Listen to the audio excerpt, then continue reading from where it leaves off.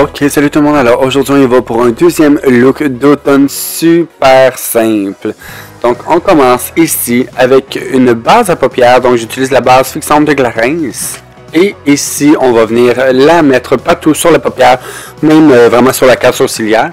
Puis je vais utiliser ici pour mettre partout sur la paupière une ombre à paupières qui est de Annabelle. Donc c'est vraiment comme un beige clair un petit peu shimmery. Puis je vais mettre ça vraiment partout sur la paupière.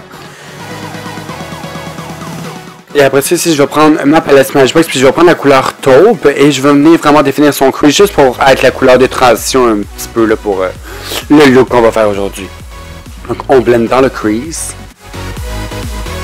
Donc, après, ici, je vais prendre ma palette ELF, et je vais prendre la couleur ici un peu plus abricot, puis je vais vraiment venir la mettre, surtout sur la fin de la paupière, en fait, vraiment le coin externe de la paupière. Je vais venir pacter ça le plus possible. Et après, je vais prendre la couleur la plus foncée, abricot, un peu plus foncé. Je vous dirais qu'il y a un petit peu bourgogne. Et je vais venir définir son crease, puis venir vraiment prendre une fluffy brush, puis venir plus définir son crease et son outer V.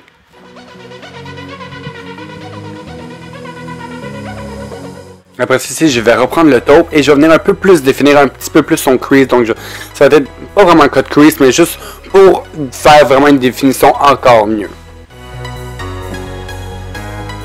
Après ça, ici, je vais reprendre ma palette Smashbox, je vais prendre la couleur chair pour venir vraiment juste son brow bone, puis après ça, je vais venir blender. Après ça, ici, je vais reprendre la couleur abricot, puis je vais la mettre sur sa paupière du bas, partout sur sa paupière du bas.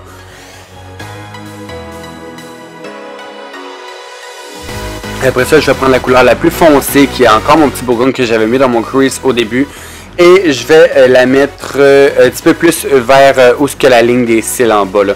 Un petit peu plus le taper juste pour donner un peu plus de définition à ces cils du bas. Et je vais venir prendre la couleur peau pour venir dans son inner corner là, de yeux, là, juste pour venir éclairer un peu plus.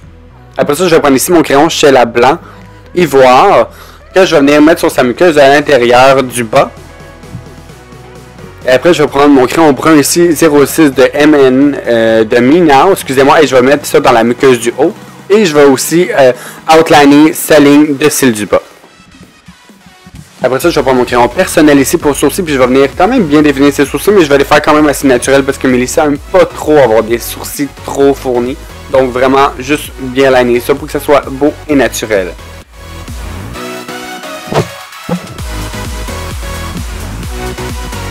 Là, après ça, ici, je vais prendre mon eyeliner. Et comme vous savez, j'adore ce eyeliner là. Et je vais venir faire son cat eye. Donc une belle ligne quand même assez fine, là, pas trop grosse. Là. Après ça, je vais mettre les faux cils ici qui sont élégants de la marque Co, bien sûr que j'aime full. Avec ma colle duo, bien sûr, comme d'habitude. Et j'ai remarqué que je voulais définir un petit peu plus son crease, fait que je suis revenu avec mon taupe du départ pour définir plus son crease. Et après ça, je vais blender un petit peu. Après ça, je vais prendre mon twist, ok, mon twist up de Bourjois que j'adore, un de mes mascaras préférés, et je vais venir blender ses cils avec les faux cils. Après ça, je vais prendre ma base, les pros de Lancôme, pour venir vraiment unifier son teint un petit peu plus et ses pores de peau. Et je vais utiliser ici le F-Accent de Lancôme pour cacher ses cernes et en même temps, je vais venir vraiment définir au niveau de son ombre à paupières pour que la ligne sur le côté soit parfaite.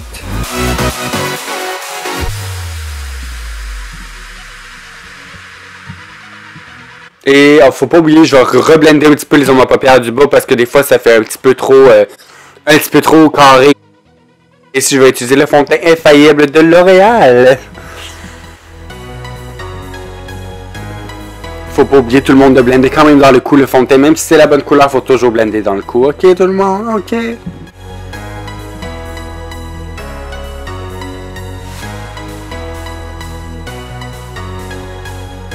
Après ici, je vais prendre le cachon illuminateur de Clarins pour venir vraiment faire l'illumination où est-ce que son cheekbone, son menton, son front et son bout de nez.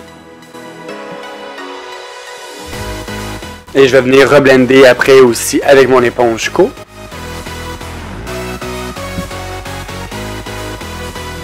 Donc Donc là, ici, on passe au contouring en crème. Donc j'utilise le Sonia Kashuk qui est un contouring en crème que j'adore vraiment. La couleur, elle est superbe et ça se blende super bien. Donc je vais venir définir son cheekbone et un petit peu son front. Même si elle n'a pas un gros front, ça sert à rien. Un petit peu aussi le double menton et le nez. Après ça, on blende, vous savez, tout le monde toujours vers le haut.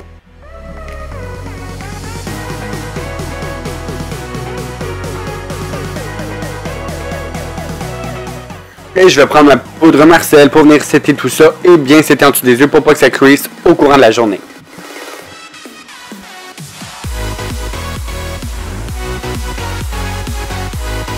Après ça, je vais prendre ici mon bronzer personnel juste pour warm up un peu plus son visage. Donner un petit peu plus de couleur. Donc je vais en mettre un petit peu partout sans mettre de définition à des endroits spécifiques. Là. Sans oublier son cou bien sûr.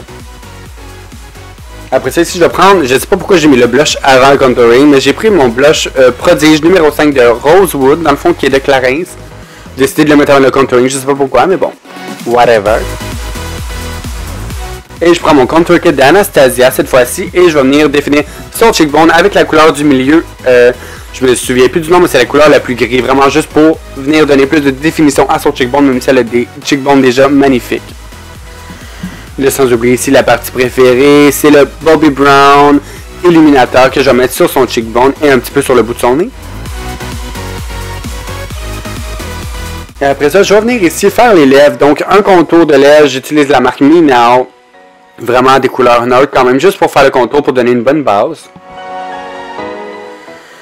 Et après ça, je vais prendre le rouge de lèvres de NYC. Si je ne me trompe pas, celui-là, c'est le 320, donc très très très foncé. Et je vais venir vraiment mettre ça sur tous ses lèvres.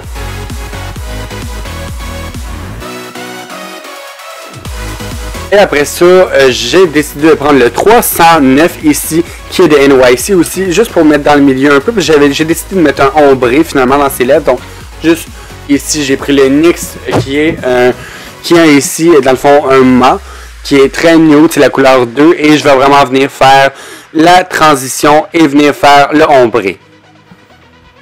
Après ça, on va blender tout ensemble quand même pour pas que ça soit trop harsh. Et voilà tout le monde, le look est terminé. J'espère que vous avez aimé le deuxième look de l'automne. Laissez-moi des commentaires, abonnez-vous à ma chaîne et on se revoit dans la prochaine vidéo tout le monde. Bye!